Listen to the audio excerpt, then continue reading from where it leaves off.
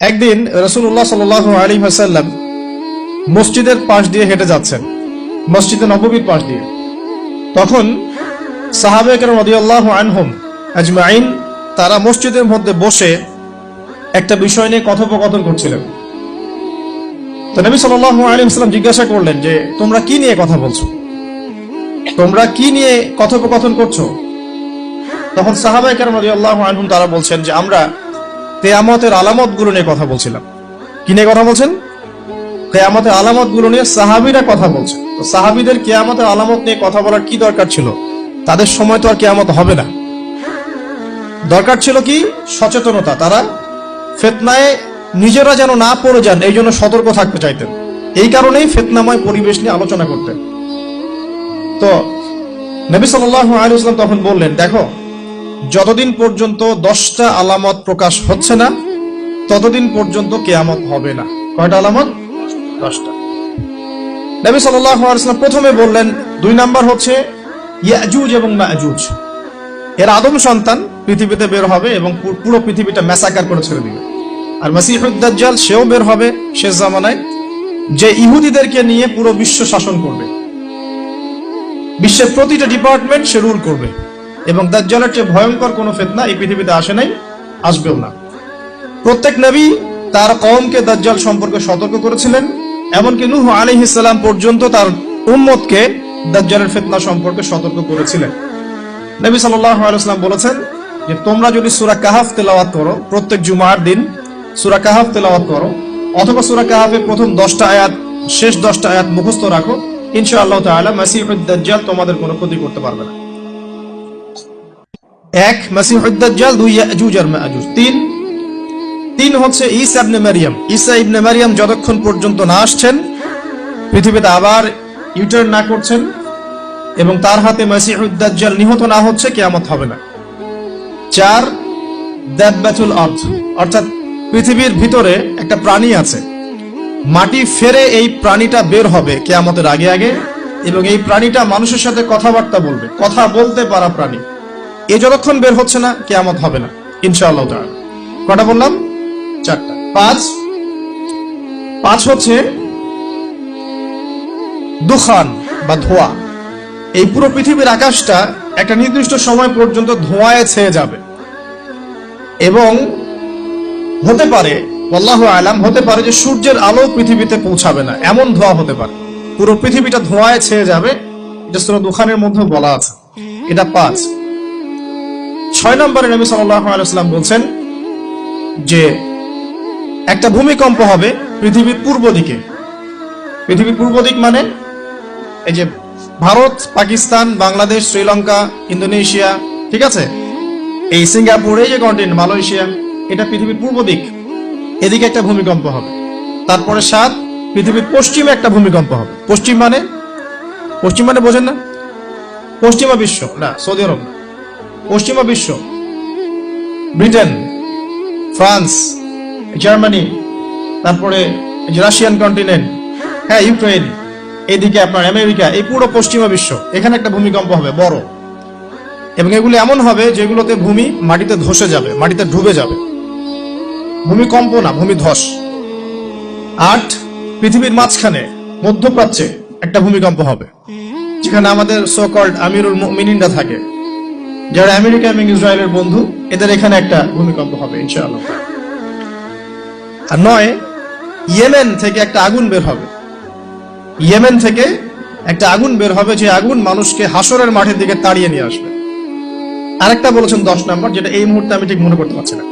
তো এই 10টা আলামতের কথা নবী সাল্লাল্লাহু আলাইহি ওয়াসাল্লাম বলেছেন, না হওয়া পর্যন্ত, এই 10টা আলামত না আসা পর্যন্ত কিয়ামত হবে না। ঠিক আছে? আচ্ছা, এখন এই 10টার মধ্যে সবচেয়ে বড়টা কি? সবচেয়ে বড়টা হচ্ছে মাসিহুদ দাজ্জাল। সবচেয়ে বড়টা কি? ও 10 নম্বরটা মনে পড়েছে, আলহামদুলিল্লাহ। সূর্য উঠবে পশ্চিম দিক থেকে। সূর্য উঠবে পশ্চিম দিক থেকে, তাহলে আর সময় নাই, পৃথিবীর সময় শেষ। এই 10টা মনে থাকবে? আসেন বলি। প্রথমে কি? দাজ্জাল, তারপরে ইয়াজুজ আর মাজুজ, 3 নাম্বার ঈসা ইবনে মারইয়ামের প্রত্যাবর্তন, 4 নাম্বার দাব্বাতুল আরদ, জমিন থেকে প্রাণী বের হয়ে কথা বলবে মানুষের সাথে, ঠিক আছে। 5 নাম্বার কি বললাম? ধোঁয়া, দুখান। ঠিক আছে। 6, 7, 8 তিনটা ভূমিকম্প, পূর্ব দিকে একটা, পশ্চিমে একটা, পৃথিবীর মাঝখানে একটা। 9 নাম্বার ইয়েমেনের নাম শুনেছেন? ওই যে যেখানে সৌদিরা বোম মারছে আর কি, ইয়েমেনের বাচ্চাদেরকে বোম মেরে হত্যা করছে না, জানেন না খবর? তো ওই ইয়েমেনের ছোট ছোট বাচ্চারা শিয়া সুন্নির কি বোঝে আমার বুঝে আসে না। ওই ছোট ছোট বাচ্চাগুলো শিয়া সুন্নির কি বোঝে আমার বুঝে আসে না। আমেরিকার টাকা খেয়ে এরা ঠিকই বোম মারছে কেন? আর এই বোমগুলো তো এরা তৈরি করতে পারে না, আমেরিকার কাছ থেকে কিনে নেয়। তো ওই ইয়েমেন থেকে আগুন বের হবে, সেই আগুন মানুষকে হাসরের মাঠের দিকে তাড়িয়ে নিয়ে আসবে, এবং 10 যেটা বললাম সূর্য উঠবে পশ্চিম দিক থেকে, তখন তওবার দরজা বন্ধ হয়ে যাবে, তওবা করেও লাভ হবে না। দুইটা সময় তওবা করে লাভ নাই। একটা হচ্ছে মৌতের যন্ত্রণা শুরু হয়ে গেলে, মৃত্যুর যন্ত্রণা শুরু হয়ে গেলে আগে পা থেকে শুরু হয়ে আস্তে আস্তে গলার দিকে আসে। হাদিসে যেমনটা এসেছে, সূরা ওয়াকিয়ার মধ্যেও আছে যে পায়ের দিক থেকে যন্ত্রণা শুরু হয়ে আস্তে আস্তে আস্তে আস্তে এই গলার দিকে আসে, এবং আত্মাটা গলার এখানে যখন চলে আসে, এখান থেকে মালাকুল মউত আত্মাটাকে নিয়ে চলে যান, এবং চোখ দিয়ে তাকিয়ে থাকে মানুষ। রূহটা চলে গেলে মানুষ চোখ দিয়ে তাকিয়ে থাকে, দেখবেন এই কারণে মৃত ব্যক্তি তাকিয়ে থাকে, চোখ খোলা থাকে। এবং তখন আসমান থেকে সিঁড়ি নামিয়ে দেওয়া হয়, ওই সিঁড়িতে করে আত্মা চলে যাচ্ছে, ও তাকিয়ে দেখে যে আত্মা চলে যাচ্ছে। এবং মানুষ মারা যাওয়ার পরে চোখ জীবিত থাকে অনেকক্ষণ। মেডিকেল সায়েন্স যারা পড়েছে তাদেরকে জিজ্ঞাসা করবে, মানুষ ডেড হয়ে গেলেও চোখ দেখবেন আরো কয়েক ঘন্টা, আরো নির্দিষ্ট একটা সময় পর্যন্ত চোখটা কিন্তু জীবিত থাকে। এই জন্য চোখ বন্ধ করে দিতে হয়। যাই হোক, যেটা বলছিলাম যে মৌতের যন্ত্রণা শুরু হয়ে গেলে তওবা করে লাভ নাই, তওবার দরজা বন্ধ। আর পশ্চিম দিক থেকে সূর্য উঠে গেলে তওবা করে লাভ নাই, তওবার দরজা বন্ধ। এই 10টার মধ্যে সবচেয়ে বড়টা হচ্ছে মাসিহুদ দাজ্জাল। কেন বড়? কারণ নবী সাল্লাল্লাহু আলাইহি ওয়াসাল্লাম নিজে বলেছেন যে পৃথিবীর ইতিহাসে আদম আলাইহিস সালাম থেকে শুরু করে মুহাম্মদ সাল্লাল্লাহু আলাইহি ওয়াসাল্লাম পর্যন্ত এই যে লক্ষ লক্ষ নবী রাসূল এসেছেন, পৃথিবীর এই যে শত লক্ষ বছরের হিস্ট্রি, এর মধ্যে দাজ্জালের চেয়ে ভয়ঙ্কর কোনো ফিতনা আসে নাই। নবী সাল্লাল্লাহু আলাইহি ওয়াসাল্লাম বলছেন, একজন মুমিন ব্যক্তি যদি দাজ্জালকে পেয়ে যায়, সে যেন তার সাথে সাক্ষাতের আকাঙ্ক্ষা না করে, কারণ সে তার সাথে সাক্ষাৎ করলে ঈমান হারা হয়ে যেতে পারে। সে এত বড় ফিতনা হবে, এত বিশাল ফিতনা হবে। এই যে ছোট্ট একটা ফিতনা সুদ থেকে কি আমরা মুক্ত থাকতে পারছি? সবাই সুদের মধ্যে পড়ে যায় নাই? এই যে মেয়েদের ফিতনা, মেয়েদের যে ফিতনা, বেহায়াপনা, এখান থেকে কি আলেম জালেম কেউ বাকি আছে? সবাই ফিতনায় পড়ে যাচ্ছি আমরা। ফেসবুকে ঢুকবেন, আপনি না চাইলেও আপনাকে দেখা যাবে নগ্ন ছবি দেখতে আপনি বাধ্য হচ্ছেন। টিভি দেখতে বসবেন, আপনি না চাইলেও নগ্ন ছবি দেখতে আপনি বাধ্য হবেন। এই যে ফিতনা, বাঁচতে পারছি না, সুদ থেকে বাঁচতে পারছি না, বেহায়াপনা থেকে বাঁচতে পারছি না। পর্নোগ্রাফি থেকে কেউ বাঁচতে পারে? যে কেউ ফোন চালায় দেখবেন পর্নোগ্রাফির ছবি চলেই আসবে, নগ্ন ছবি চলেই আসবে। আলেম জালেম এভরিবডি আসবেই। তারপরে আপনার মাদক, এই মাদকের ফিতনা থেকে কি সবাই বেঁচে থাকতে পারছে? এরকম অনেক ফিতনা আছে যেগুলো থেকে মানুষ চাইলেও বাঁচতে পারছে না। আমরা হয়তো বাইরে দাড়ি টুপি পাগড়ি জুব্বা লাগিয়ে ঘুরছি ঠিকই, কিন্তু আমরা এরকম সামাজিক ফিতনাগুলো থেকে কেউই সেফ না। এই যে আপনাদের এলাকায় যে ফিতনাগুলো ছড়িয়ে পড়েছে, আস্তে আস্তে বাড়ছে না? এমন ফিতনা বেড়ে যাচ্ছে। এই জেনারেশনের কথা বলছে, এখনকার যারা হয়েছে তারা কিন্তু আগের জেনারেশন। এখন আমরা যাদের মানে জ্ঞানের আলোকে কথাগুলো বলছি, যাদের কাছে আমরা জ্ঞানের ক্ষেত্রে ঋণী, তারা কিন্তু সিনিয়র, প্রাচীন জ্ঞান নিয়ে আমরা কথা বলছি, আধুনিক কি দিতে পারছে না। তো এখানে একটা কথা বললাম আঘাত করার জন্য বলি নাই, বিবেকে নাড়া দেওয়ার জন্য বলছি যে পড়াশোনার কোনো বিকল্প নাই। এভাবে ফ্যান্টাসি দিয়ে, আবেগ দিয়ে দিন ইসলামের কোনো উপকার হবে না, আদতে হয়ও নাই, হবেও না। কনস্ট্রাকটিভ কিছু কাজের দরকার আছে। তো যেটা বলছিলাম, আপনাকে সারা ওয়ার্ল্ড রুল করতে হলে প্রথমত আপনার স্টেট লাগবে, স্টেট ওরা কায়েম করে ফেলেছে। আপনার স্টেটের রাষ্ট্রের সার্বভৌমত্ব দরকার আছে, এটাও ওদের হয়ে গেছে। আপনার সারা ওয়ার্ল্ডকে রুল করতে হলে সারা বিশ্বের ইকোনমিক সিস্টেম, অর্থনীতি নিয়ন্ত্রণ করতে হবে, তারা সেটা করেছে। ওয়ার্ল্ড ব্যাংকের মাধ্যমে করছে, IMF এর মাধ্যমে করছে, আরো বিভিন্ন সংস্থার মধ্য দিয়ে তারা ওয়ার্ল্ডের ইকোনমিক সিস্টেমটাকে নিয়ন্ত্রণ করে ফেলেছে। আপনি এর বাইরে যেতেই পারবেন না, এমন ভাবে নিয়ন্ত্রণ করে ফেলেছে আপনি এর বাইরে যেতেই পারবেন না। এবং আরো কি দরকার? ম্যান পাওয়ার, জনসমষ্টি দরকার। এই জনসমষ্টির জন্য তারা ইউনাইটেড নেশনস ফর্ম করে ফেলেছে।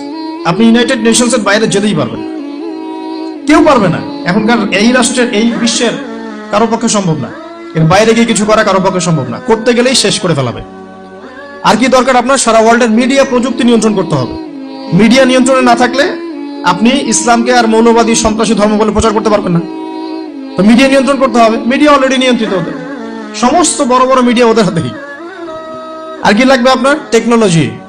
এই যে আপনি গুগল চালান, অ্যাপেল ইউজ করেন, এইটা ওইটা করেন, ফেসবুকিং, ইউটিউব, সব কিছু ওদেরই। আর আমরা মনে করি ফেসবুকের মধ্যে দিয়ে আমরা দিন কায়েম করে ফেলাবো একেবারে। কারণ বিগত 1400 বছরে কিন্তু আমাদের অবস্থা এমন ছিল না। ওমর রাদিয়াল্লাহু আনহুর যুগে আমাদের অবস্থা এমন ছিল, আবু বকর সিদ্দিকের যুগে এমন ছিল, তারপরে আপনার ওসমান আলী রাদিয়াল্লাহু আনহুমা তাদের যুগে কি আমাদের অবস্থা এমন ছিল? 4 খলিফার যুগ ছিল প্রায় 30 বছর। কত বছর? 30 বছর। 30 বছর ইসলামী খেলাফত চলেছে। তার আগে নবী সাল্লাল্লাহু আলাইহি ওয়াসাল্লাম 23 বছরে সমাজ সংস্কার করেছেন। ওই 23 বছর যদি ধরি, পরের 30 বছর এখানে কিন্তু ইসলামের জয় জয়কার। 4 খলিফার পরেও উমাইয়ারা শাসন এসেছে। কারা আসছে? উমাইয়ারা শাসন করেছে প্রায় 80 থেকে 90 বছর বা 92 বছর। এই 92 বছরেও কিন্তু মুসলিমদের অবস্থা এমন ছিল না। ছিল? কথা বুঝতে পারছেন না? ছিল না। তারপরে শাসন এসেছে আব্বাসীয়রা শাসন করেছে প্রায় 550 বছর। কত বছর? কথা বলেন। প্রায় 550 বছর। এই 550 বছরেও মুসলিমদের অবস্থা এমন ছিল না যেমনটা এখন আজকে আছে। তারপরে ফাতিমি খেলাফত গিয়েছে, তুলুনি খেলাফত গিয়েছে, এদিকে মামলুকদের শাসন গিয়েছে, কর্ডোভার ইসলামী খেলাফত গিয়েছে, মোগলরা চলে গেছে, উসমানীয়রা চলে গেছে। মুসলিমদের অবস্থা কিন্তু এমন ছিল না। এই হিস্ট্রিগুলো কয়জন জানো? এই 1400 বছর ইসলামের হিস্ট্রিগুলো কয়জন জানো? এই 1400 বছরে আমাদের অবস্থা কিন্তু এমন ছিল না। এখন বর্তমান সিচুয়েশন আর এই 1400 বছরের সিচুয়েশনকে আমরা মিলাতে পারছি না। পারছি না। করণীয় কি আপনার? কেন হলো এই অবস্থা? মানে কি করতে হতো বা কি করা উচিত? কেন হলো এই অবস্থা? মোটা দাগে কয়েকটা কথা হচ্ছে, আমরা বেশিরভাগই ইল্লা মাশা আল্লাহ, আমরা বেশিরভাগই কোরআন এবং সুন্নাহ থেকে দূরে সরে আসছি, 1 নাম্বার। 2 নাম্বার, আমরা বেশিরভাগই আমলের দিকে জোর যতটা না দিয়েছি, ইলম অর্জন, জ্ঞান অর্জনের দিকে অত বেশি জোর দেইনি। কথা বুঝতে পারছেন না মনে হয়? আমরা আমলের দিকে জোর দিচ্ছি না এমন না, আমল করতে চাই আমরা খুব, কিন্তু কোরআন সুন্নাহর গভীর জ্ঞান অর্জন করা এবং সমসাময়িক বিশ্বের জ্ঞানগুলো অর্জন করার দিকে আমরা কিন্তু খুব একটা ফোকাস করছি না। অনেকে তো এখন পর্যন্ত এই যুগে এসেও জেনারেল শিক্ষাকে স্বীকৃতি দিচ্ছেন না। এই শিক্ষাটার দরকার আছে, কোরআন সুন্নাহর সাথে এই শিক্ষাটা অর্জন করলে বিশ্বকে এগিয়ে নেওয়া যাবে, আমরা তো স্বীকৃতি দিচ্ছি না। ইংরেজি শিখলে এখনো অনেকের চুলকানি হচ্ছে, এটা দরকার নাই। ম্যাথামেটিক্সের দরকার নাই, সায়েন্সের দরকার নাই, আইসিটির দরকার নাই, হ্যাঁ, আন্তর্জাতিক বিশ্ব সম্পর্কে জানার দরকার নাই। এগুলো কিন্তু আমরা এখনো ঢুকাচ্ছি না। ঢুকালেও খুব লো স্কেলে, যেটাতে খুব একটা কাজ হচ্ছে না। দেখেন, আমরা আমলের দিকে খুব ফোকাস করেছি ঠিকই, কিন্তু পরিপূর্ণ জ্ঞান অর্জনে কনস্ট্রাকটিভ সিলেবাসের দিকে আমরা কিন্তু সবাই ফোকাস করি নাই। বিগত 100 বছর আমরা পিছিয়ে আসছি এখানে। আবার যারা জেনারেল লাইনে পড়েছি আমরা বেশিরভাগ, তারা মাশাআল্লাহ 20-25 বছর পড়েছি, এখানে আবার আমরা ইসলামটা পাই নাই। এখানে ইসলাম থেকে আমরা আবার সরে আসছি। আমরা অনেক কিছু শিখেছি, ডক্টর হয়েছি, ইঞ্জিনিয়ার হয়েছি, পলিটিশিয়ান হয়েছি, ইকোনমিস্ট হয়েছি, কিন্তু ইসলামিক বেসিক জিনিস জানি না। অজুর ফরজ জানি না, নামাজের ফরজ, ওয়াজিব, সুন্নাত, মুস্তাহাব জানি না। আছে না? ফরজ গোসল কেমন করে করতে হয় সেটাও আমরা বুঝতে পারছি না, জানি না অনেকেই। পরে যখন হেদায়েত আসে তখন আবার পড়াশোনা শুরু করি, তখন জানি। সিলেবাস ওয়াইজ আপনি পাচ্ছেন না। এখানে জ্ঞানের একটা দৈন্যতা আছে না, মেরুকরণ আছে না? এই জ্ঞানের মেরুকরণ হচ্ছে দায়ী, প্রথম কথা। তারপরে হচ্ছে কোরআন সুন্নাহ থেকে সরে আসা, 2 নাম্বার। 3 নাম্বার, আমল করেছে ঠিকই, কিন্তু পরিপূর্ণ আমলে আমরা বিশ্বাসী না অনেকেই। হ্যাঁ, যে আমলগুলো করলে কোনো সমস্যা হয় না সেগুলো করছি ঠিকই, যে আমলগুলো করলে সমস্যা হবে সেগুলো আবার করতে চাই না। কিরকম? নামাজ পড়লে কোনো সমস্যা নাই, আপনি নামাজ পড়বেন, তাসবিহ তাহলিল করবেন, হ্যাঁ, আপনি সময় লাগাবেন, ওকে ফাইন। কিন্তু সুদ নিয়ে কথা বললে বা সুদের এগেইনস্টে কিছু করলে প্রবলেম, আপনি পড়তে পারছেন না। ওটা নিয়ে লেকচার দিলে আপনার চাকরি থাকবে না, আপনার ওই ইমামতি থাকবে না। হ্যাঁ, আপনি স্টেজে উঠছেন, মাহফিল কমিটি কানে কানে বলে দিচ্ছে যে এখানে ভাই অনেক সুদখোর আছে, সুদ নিয়ে কথা বলা যাবে না, এখানে ভাই অমুক আছে, ভাই এগুলো নিয়ে কথা বলা যাবে না। হ্যাঁ, আমাদের মাহফিলে যিনি দান করেছেন উনি আবার অনেক বড় তামাকের ব্যবসায়ী, তামাক নিয়ে কথা বলেন, যাই বলেন। এই যে পরিপূর্ণ যে আমল, মানে ইসলামের পরিপূর্ণতা আমি আমল করব, পারি না পারি আগে বিশ্বাস তো করবো যে হ্যাঁ পরিপূর্ণটাই ইসলাম। এখন পারছি না, সেটা আলাদা বিষয়। এখান থেকে আমরা অনেকে সরে আসছি। আর কি দেখেন, আমরা কিন্তু আদর্শ পরিবারটা গড়তে অনেকে ব্যর্থ হয়েছি। 4 নাম্বার। 5 নাম্বার, পরিবারের একজন নামাজ পড়ে, বাকিরা পর্দা নাই, নামাজ নাই, খেয়ালও নাই আমাদের অনেক। আবার দেখবেন আমাদের মা বোনদের পর্দা শিথিলতা করে দিয়েছে, আমরা সব জায়গায় উন্মুক্ত হয়ে ঘুরছে। তার চেয়ে বড় কথা, আমরা কিন্তু অনেকে আবার হারাম রিজিকে ঢুকে গেছি। রিজিকের ক্ষেত্রে আমরা হালাল হারামে পরোয়া করছি না, সুদ, ঘুষ, জিনা, ব্যভিচার সবখানে আছি আমরা। দুর্নীতি সব জায়গায় আছে। এই আর কি কারণ। সবচেয়ে বড় কথা, ইউনাইটেড নেশনসটা মানে আমাদের মুসলিম উম্মার ইউনিটিটা নষ্ট হয়ে গেছে। সবাই বাহ্যিকভাবে যদি বলি আমরা সবাই ভাই ভাই, কিন্তু আপোষে আমরা আসলে হিংসাত্মক মনোভাব মানে পোষণ করছি, বোথ পলিটিক্যালি এবং ধর্মতাত্ত্বিকভাবে। দেখবেন এই যে সিজন আসবে, ইলেকশনের সিজন, নিজের ভাই আপন ভাই ভাই মারামারি করবে। উভয় মুসলিম, ওই ভাই মুসলিম এক্স, এই ভাই ওয়াই, এও মুসলিম, এক্স ওয়াই মারামারি করে, দুজনে মুসলিম। দুনিয়ার জন্য, দুনিয়ার একটা ক্ষমতার জন্য উভয় ভাই ডেমোক্রেটিক পদ্ধতিতে গিয়ে মারামারি করে জীবন শেষ। অথচ দুইজনই আমার ভাই, দুজন মরলে জানাজা পড়বো, তাই না? দুজনে মুসলিম, আমরা চাবো দুজনে জান্নাতে যাক। একইভাবে ধর্মের দিকে দেখবেন দুইটা মুসলিম দল এই রক্ত মাংস খাওয়া খাওয়াই করছে, দুইটা মুসলিম বক্তা একজন একজনকে কামড়াকামড়ি করছে, দুইটা মুসলিম মানে মানহাজের মানুষ উভয় একে অপরকে কাদা ছড়াছড়ি করছে। এই যে ছোট মানসিকতা, মানে কি বলবো, যে মিন মাইন্ডেড সাইকোলজি, এটা আমাদের উম্মার ভাঙনের জন্য অনেকটা দায়ী আর কি। আমরা লিবারেল হতে পারি নাই, উদার হতে পারছি না, সবাইকে ভাই মনে করতে পারছি না, সবার কল্যাণকামী হওয়ার মানসিকতাটা হারিয়ে যাচ্ছে। এই জিনিসগুলো আমাদের পিছিয়ে পড়ার অন্যতম কারণ হয়ে দাঁড়িয়েছিল আর কি। আর পলিটিক্যাল ইস্যুগুলো তো বাদ, কারণ আমরা তো ওই লেভেলে যাই নাই। এখন তো ইসলামিক ভাবে ওইটা সব জায়গায় ইম্পোজ করা হয় নাই, এই কারণে আপনি ওয়ার্ল্ড অ্যাফেয়ার্সে গিয়ে ইসলাম নিয়ে কথা বলতে পারছেন না। তো অনেকগুলো কারণেই আমরা পিছিয়ে পড়েছি। এই কারণগুলো কিভাবে সলভ করা দরকার সেটা আপনারা আরো ভালো বুঝতে পারছেন। জ্ঞান অর্জনের দরকার আছে, এখন আমল বাড়িয়ে দেওয়া দরকার আছে, আদর্শ পরিবারের প্রয়োজন আছে, হালাল রিজিকের প্রয়োজন আছে, পর্দায় চলে আসার দরকার আছে, আমাদের আগামী প্রজন্মকে মানুষ করার দরকার আছে, উম্মার ঐক্যবদ্ধতার পিছনে কাজ করার দরকার আছে, এবং ইসলামের বিরুদ্ধে যে বিভ্রান্ত মতবাদগুলা, এগুলোর বিপক্ষে দালিলিক জবাব দেওয়ার প্রয়োজন আছে। এভাবে কিন্তু আমরা আবারও ওই নতুন জায়গায় আসতে পারবো ইনশাআল্লাহ। আমি হতাশাবাদীদের অন্তর্ভুক্ত নই আমি ব্যক্তিগতভাবে, এবং এই উম্মাহ কখনো হতাশ হবে না ইনশাআল্লাহ। নবী সাল্লাল্লাহু আলাইহি ওয়াসাল্লাম মাত্র 23 বছরের মধ্যে যদি আইয়ামে জাহিলিয়াতকে পরিবর্তন করে ফেলতে পারেন, তাহলে সেই আল্লাহ যদি জীবিত থাকেন, সেই নবীর সুন্নাহ যদি জীবিত থাকে, এবং সেই কোরআন যদি আমাদের হাতে থাকে, আজকেও সম্ভব সারা ওয়ার্ল্ডের প্রেক্ষাপট পরিবর্তন করা। আমরা বড় স্বপ্ন দেখতে চাই, ছোট স্বপ্ন দেখবেন কেন? বড় স্বপ্ন দেখবেন। এই স্বপ্নের উপর দাঁড়িয়েই তো ইনশাআল্লাহ ইমাম মাহদী এই বিশ্বে ইসলাম প্রতিষ্ঠা করবেন না? তিনি কেমন করে করবেন? তিনি তো একা, কেমন করে করবেন? নিঃসন্দেহে তার কিছু মানুষ থাকবে যারা তার মতো করে চিন্তা করে, যারা পরিপূর্ণ ইসলাম পালনে নিজেকে উৎসর্গ করতেও প্রস্তুত থাকবে। এমন তো কিছু মানুষ তিনি নিয়ে আসবেন, তিনি তো পারবেন। ঈসা ইবনে মারইয়াম তো আসবেন, আমি বললাম 10টা আলামত, তার মধ্যে একটা হচ্ছে ঈসা ইবনে মারইয়াম আসবেন, এবং তিনি এই জুলুমের ভিত্তিটা উপড়ে ফেলবেন। এটা কি এমনি এমনি হবে? অনেক ত্যাগ হবে, অনেক তিতিক্ষা হবে, অনেক পরিশ্রম হবে, হ্যাঁ, তাদের এফোর্ট থাকবে। সারা বিশ্বের মধ্যে ইসলামটা আল্লাহ যাদেরকে পছন্দ করবেন তাদের মধ্যে দিয়ে ছড়িয়ে দিবেন। একবার না একবার কিন্তু এটা হবেই। আমরা জানি আসন্ন সময়গুলো তাদের বিশ্বকে ডমিনেট করার সময়, কিন্তু তারপরে একটা যুগ আসবে যে যুগে ইসলামের সোনালী সকাল কিন্তু আবারও দেখা যাবে ইনশাআল্লাহ। এখন কনক্লুশন আসার আগে আমি জাস্ট কয়েকটা পয়েন্ট বলে শেষ করে দিই যে নবী সাল্লাল্লাহু আলাইহি ওয়াসাল্লাম, এই জায়গাটা একটু ভালো করে বোঝেন, নবী সাল্লাল্লাহু আলাইহি ওয়াসাল্লাম এমন একটা সমাজকে পরিপূর্ণরূপে পরিবর্তন করে দিয়েছেন যেই সমাজের ম্যাক্সিমাম শিরক করত, ম্যাক্সিমাম মূর্তি পূজা করত, শিরক করত, ম্যাক্সিমাম মানুষ সুদ খাইত, ম্যাক্সিমাম মানুষ মাদকদ্রব্য সেবন করত, মেয়েদের কোন রকমের সম্মান ছিল না, এমনকি গোত্রীয় হানাহানি চরম পর্যায়ে, কথা কাটাকাটি হতে হতেই রক্তক্ষয়ী সংঘর্ষ হয়ে যেত, আমরা যেটাকে আইয়ামে জাহিলিয়াত বলি। এদিকে দেখেন নবী সাল্লাল্লাহু আলাইহি ওয়াসাল্লাম আইয়ামে জাহিলিয়াতের একটা জাহেলি সমাজকে কত বছরে পরিবর্তন করেছেন বলেন? কত বছর?